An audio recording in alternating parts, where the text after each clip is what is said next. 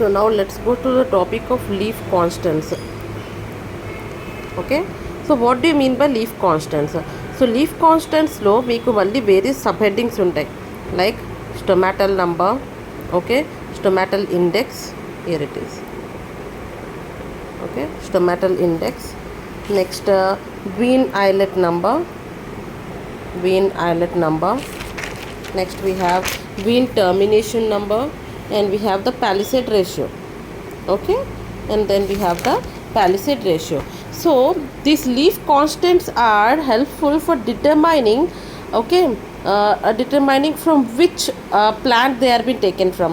For example, if we have two similar looking leaves, okay, so one is senna, Indian senna, and another one is Alexander senna. But when we see them under microscope, and when we see them under microscope, we have various differences, like the stomatal number for Indian senna is different, and for Alexander senna it is different. The stomatal index is different, the vein eyelet number is different for the two species. So depending upon these microscopic leaf constants, the particular drug from which it is been taken from can be easily determined. Okay, అర్థమైంది కదా. So first category తీసుకుందాం, వీటిని ఎలా first determine చేస్తారు. Okay, leaf constants అన్నిటిని మనం ఎలా determine చేస్తామంటే, for example this is leaf, okay, so ఇది మిడ్ రిబ్, ఓకే, దీనికి మళ్ళీ వీన్స్, వీన్లెట్స్, ఓకే, అర్థమైంది కదా, ఇలా ఉంటాయి, right. So when we take a 1 mm square area, 1 square mm area, okay, ఎప్పుడైతే ఒక లీఫ్ది కట్ చేసుకుని, okay, we have cut this 1 square mm area, we have shifted it into the microscope. This is the eyepiece, body, okay, these are the lenses, okay, this is the stage of the microscope, okay. So we are seeing we are keeping the slide, and this piece of 1 square mm leaf is been placed under this slide, and we are watching it from the above, okay. So when we see the internal structures of this 1 square mm of leaf, okay, so all the leaf constants are seen in that way. So when we see the leaf constants, the first one is stomatal number, average number of stomata ante telusu kada. For example, leaf internal structures చూసాం అనుకోండి, okay, so first ఏముంటుంది, epidermal layer ఉంటుంది, right, అవునా, epidermal layer ఉంటుంది. ఈ epidermal లేయర్స్కి మధ్యలో small pores ఉంటాయి, through which exchange of gases takes place, okay. ఈ పోర్స్ని స్టొమాటా అంటారు, ఓకే. సో జనరల్లీ ఈ స్క్వేర్ ఎంఎం ఏరియాలోని ఎప్పుడైతే మనం మైక్రోస్కోప్లో చూస్తామో ఇలాగా,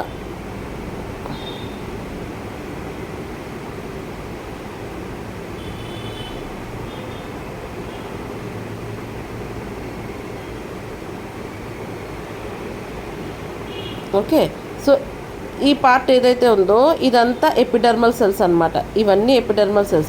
బట్ ఈ రౌండ్ స్ట్రక్చర్స్ ఏవైతే బీన్ షేప్ స్ట్రక్చర్స్ ఉన్నాయో వాటిని స్టొమాటా అంటారు, okay. Bean shaped structures are known as stomata, okay. So ఈ స్క్వేర్ ఎంఎం ఏరియాలో ఎన్ని స్టొమాటాస్ ఉన్నాయి, that is stomatal number, okay, అర్థమైంది కదా. So average number of stomata, see here, average number of stomata present in 1 square mm of epidermis. So మన ఎపిడర్మస్ లేయరే కదా తీసుకున్నాము, ఈ అవుటర్ లేయరే కదా తీసుకున్నాము, సో అందుకని this is known as epidermis, okay. So 1 square mm containing how many stomatas is known as stomatal number, అర్థమైంది కదా.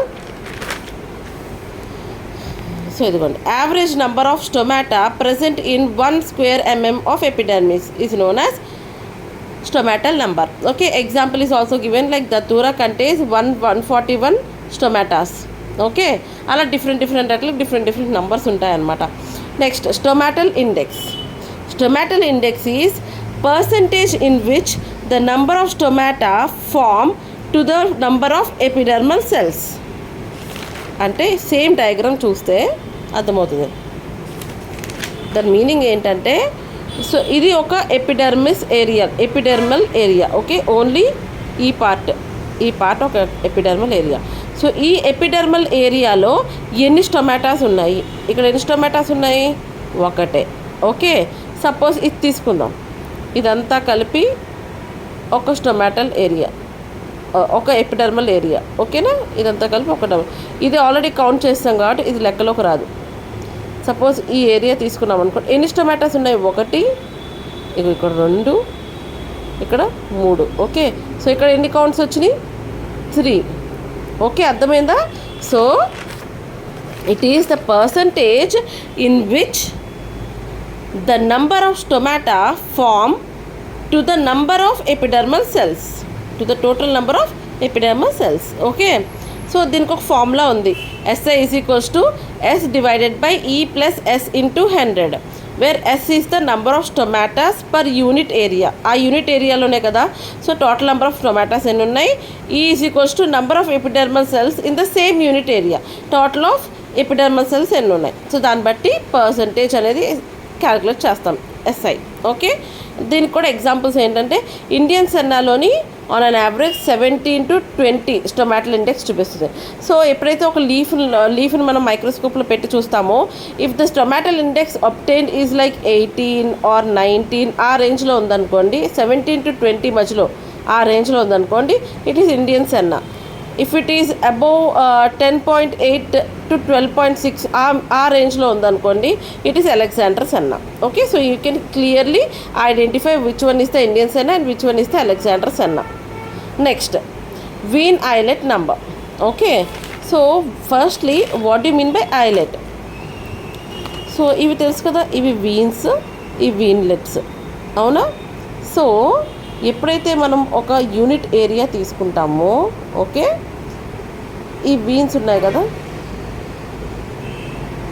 Okay, వీటి మధ్యన స్పేస్ ఉందా? ఈ 2 వీన్లెట్స్ మధ్యన స్పేస్ ఉంది కదా, దాన్ని వీన్ ఐలెట్ అంటారు. Okay, the space between the 2 veinlets is the vein islet number. Okay,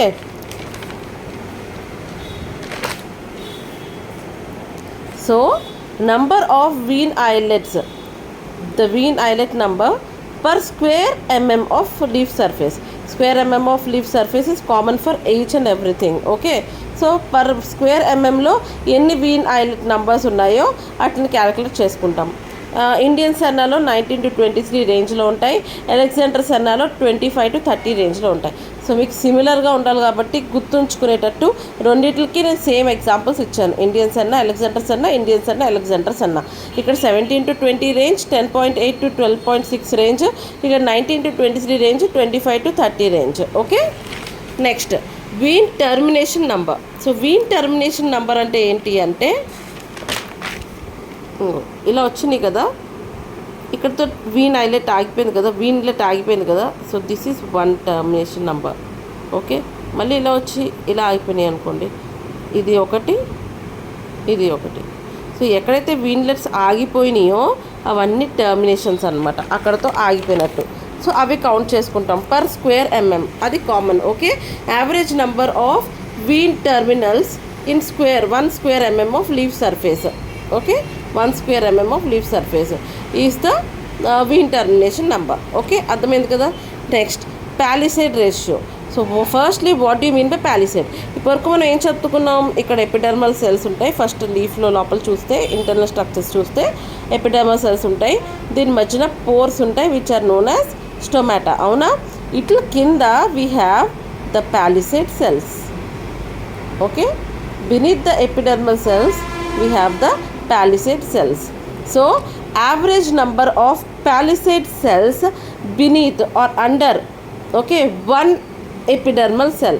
so ఇప్పుడు సపోజ్ ఈ ఏరియా తీసుకున్నాం, ఈ ఒక్క ఏరియా తీసుకున్నాం, ఓకేనా? ఈ ఒక్క ఏరియా కింద ఎన్ని ఎపిడర్మల్ సెల్స్ ఎన్ని ప్యాలిసేడ్ సెల్స్ ఉన్నాయనేది కౌంట్ చేస్తారు. సో దీని కింద 3 ఉన్నాయి. Okay, suppose next epidermal cell కింద ఒక 5 ఉన్నాయి, ఇలా 5 ఉన్నాయి. సో ఆ 5 అలా ఒక స్క్వేర్ ఏరియాలో ఎన్ని పాలిసేడ్ సెల్స్ ఉన్నాయి ఈచ్ ఎపిడర్మల్ సెల్ కింద, అది క్యాలిక్యులేట్ చేస్తాం. ఓకే, ఎగ్జాంపుల్ డిజిటాలిస్ పర్ప్ ఏరియాలో on an average 3.7 to 4.2 palisade cells ఉంటాయి under each epidermal cell. Okay, అర్థమైంది కదా. Next lycopodium spore method.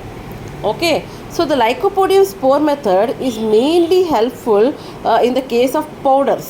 So powder quality మంచిదా ఉన్నా కాదా, జనరల్లీ పౌడర్స్కి ఏంటి అడల్ట్రేషన్స్ చేసే ఛాన్సెస్ చాలా ఎక్కువ ఉంటాయి అన్నమాట. So in that case to know the purity of the powder taken, we go for lycopodium spore method. Okay, so lycopodium spore method is obtained from lycopodium clavitum. Okay, lycopodium clavitum అనే దాని దగ్గర నుంచి ఈ lycopodium spore powder అనేది తెచ్చుకుంటారు, obtain అయి ఉంది. Okay, so ఈ lycopodium స్పోర్లో ఈ lycopodium clavitum ఏంటి అంటే it contains spores.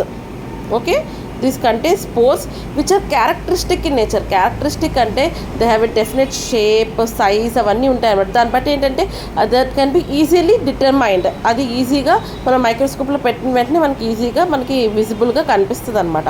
So they are characteristic in nature, well defined in structure, and they are 25 μ in size. అట్లా సైజ్ ఎంత ఉంటుంది, 25 μ ఉంటుంది. Okay, and 1 mg, okay, 1 mg పౌడర్లో 94,000 స్పోర్స్ ఉంటాయి.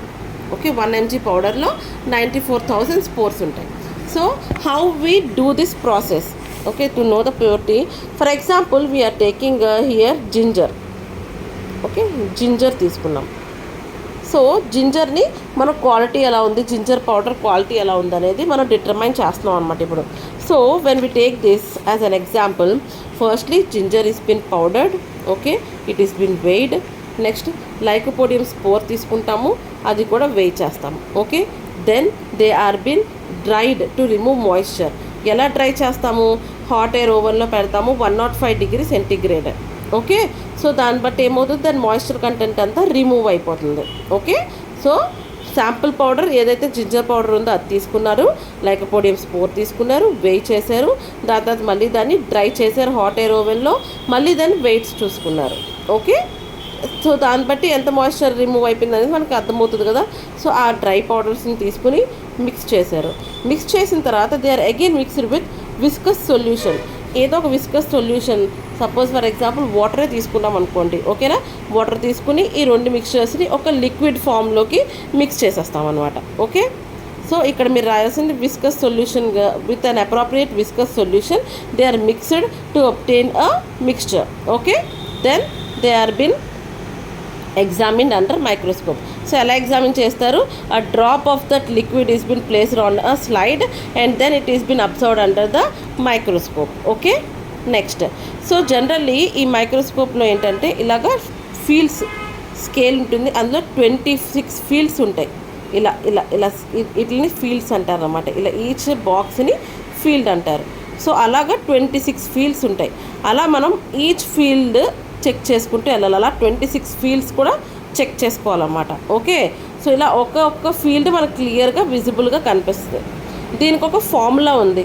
Okay, percentage purity of drug is equals to N into W into 94,000. 94,000 అంటే ఏం చెప్పుకున్నాము, 1 mg of lycopodiumలో 94,000 spores ఉన్నాయని చెప్పుకున్నాం కదా. సో ఆ 94,000 divided by S into M into P into 100. Okay, so where N అంటే ఏంటంటే 26 fields containing number of particles. So ఇందులో ఏం చేస్తామంటే ఇలా ఫీల్డ్స్ చెప్పుకున్నాం కదా, ఈచ్ ఫీల్డ్లో ఎన్ని పార్టికల్స్ కనిపిస్తున్నాయి, ఇలా బోల్డ్ అని కనిపిస్తాయి కదా, ఇలా డ్రాప్స్గా starch grains, okay, pollen grains అలాంటివి ఏదో కనిపిస్తాయి కదా, అలాంటివన్నీ along with spores, lycopodium spores ఎన్ని ఉన్నాయనేది ఈచ్ ఫీల్డ్లో కౌంట్ చేస్తాయి. ఇక్కడ 20 ఉన్నాయి. ఓకే, నెక్స్ట్ ఈ దీంట్లో ఏమో వచ్చి ఒక 50 ఉన్నాయి. అలా ప్రతి ఫీల్డ్ కౌంట్ చేసుకుంటూ వెళ్తాం. ఓకే, నెక్స్ట్ ఏమో వచ్చి W, weight of lycopodium in mg. Dry అయిపోయిన తర్వాత, okay, after drying what is the weight of the lycopodium. Next, S, number of lycopodium spores. So now lycopodium spores ఎన్ని ఉన్నాయి. Okay.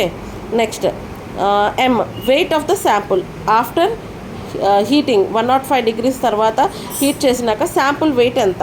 Okay. And finally P అంటే ఏంటంటే ఒక్కొక్క పౌడర్కి ఒక్కొక్క particular particle wait అని ఉంటుందన్నమాట. అది కాన్స్టెంట్గా ఉంటుంది ప్రతిదానికి. లైక్ జింజర్ పౌడర్ అనుకోండి 2,64,000 అలా ఒక పర్టికులర్ వెయిట్ ఉంటుందన్నమాట. ఓకే. ఆ వెయిట్ని మనం ఇక్కడ వేస్తాం. దీని హోల్ అన్నిటిని క్లబ్ చేసుకుంటే then you will get the percentage purity of the drug. ఎంత పర్సంటేజ్ ప్యూరిటీ ఉన్నది క్లియర్గా విజిబుల్గా తెలుస్తుంది. Okay. That is about lycopodium spore method. Next is the camera lucida. Okay, very easy, camera lucida. So in general we have a camera with eyepiece at the above portion. This is the body part. Okay, then we have the lenses with the resolutions like 10x, 40x, okay, 5x. These are the resolutions of the lenses. Depending upon the zoom in capacity, we go for the resolution capacity we go for. And this is the stand. Okay, this is the slide stand.